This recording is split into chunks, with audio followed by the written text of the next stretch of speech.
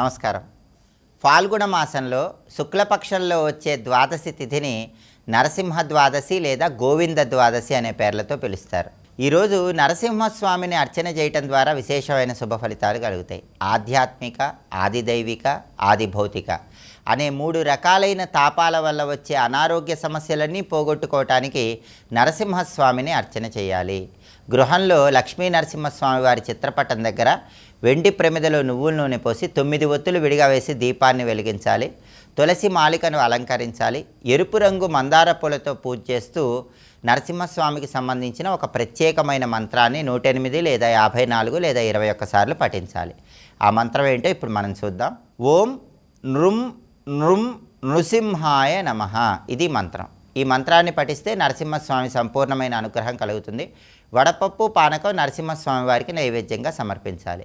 అలాగే దగ్గరలో ఉన్నటువంటి నరసింహస్వామి ఆలయ దర్శనం చేసుకోవటం, ఆలయంలో 9 ప్రదక్షిణలు చేయటం, ఉగ్రం వీరం మహావిష్ణుం జ్వలంతం సర్వతోముఖం నృసింహం భీషణం భద్రం మృత్యోర్మృత్యుం నమామ్యహం అంటూ సుదర్శన మంత్రం ఆలయ ప్రాంగణంలో వీలైనన్ని సార్లు పఠించడం, లక్ష్మీ నృసింహ కరావలంబ స్తోత్రాన్ని పఠించడం లేదా శ్రవణం చేయటం ద్వారా నరసింహస్వామి సంపూర్ణమైన అనుగ్రహం కలుగుతుంది.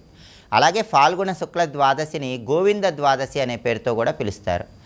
గోవిందుడు కలియుగ ప్రత్యక్ష దైవమైనటువంటి వెంకటేశ్వర స్వామిని ఆలయంలో దర్శనం చేసుకోవటం, తులసి మాలికను సమర్పించటం, గృహంలో కూడా వెంకటేశ్వర స్వామి వారికి వడపప్పు పానక నైవేద్యంగా సమర్పించడం ద్వారా వెంకటేశ్వరుడి సంపూర్ణమైన అనుగ్రహం కలుగుతుంది. అలాగే ఈ రోజుకున్న ప్రత్యేకత ఏంటంటే ధర్మపురి క్షేత్రంలో లక్ష్మీ నరసింహస్వామి వారికి కళ్యాణోత్సవాన్ని నిర్వహిస్తారు.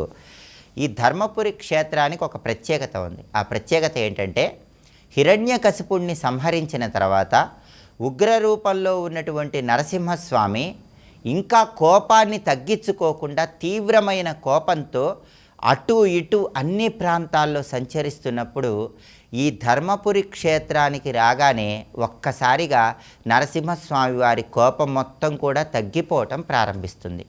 క్రమక్రమంగా ఆయన శాంతంగా మారిపోయి కొన్ని రోజుల పాటు ఈ ధర్మపురి క్షేత్రంలోనే యోగ ముద్రలో ఆయన తపస్సు చేసుకున్నారని స్థల పురాణం మనకు తెలియజేస్తుంది. అంటే నరసింహస్వామి వారి ఉగ్రరూపం మొత్తం కూడా క్రమక్రమంగా తగ్గించుకొని శాంతరూపం పొందిన ప్రదేశం ధర్మపురి క్షేత్రం.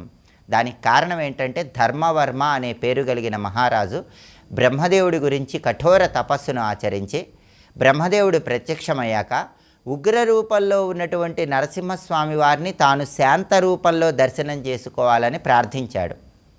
ధర్మవర్మ ప్రార్థన మేరకు ఈ ధర్మపురి క్షేత్రానికి రాగానే బ్రహ్మదేవుడి వరం ప్రకారం ఉగ్ర రూపంలో ఉన్నటువంటి నరసింహస్వామి శాంత రూపంలోకి మారిపోయాడని ఇక్కడ స్థల పురాణం మనకు తెలియజేస్తోంది. కాబట్టి ధర్మపురిలో నరసింహస్వామి వారికి జరిగే కళ్యాణోత్సవం సందర్భంగా ధర్మపురి క్షేత్ర దర్శనం చేసుకోలేని వాళ్ళు మీకు దగ్గరలో ఉన్నటువంటి నరసింహస్వామి వారి ఆలయానికి వెళ్ళి దర్శనం చేసుకోండి.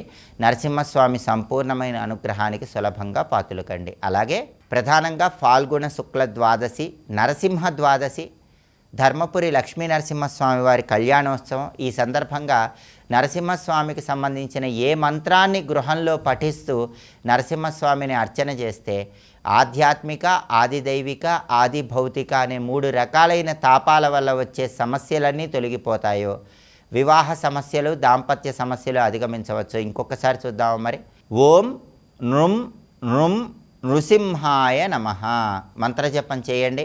నరసింహస్వామి సంపూర్ణమైన అనుగ్రహానికి సులభంగా పాతులకండి. స్వస్తి.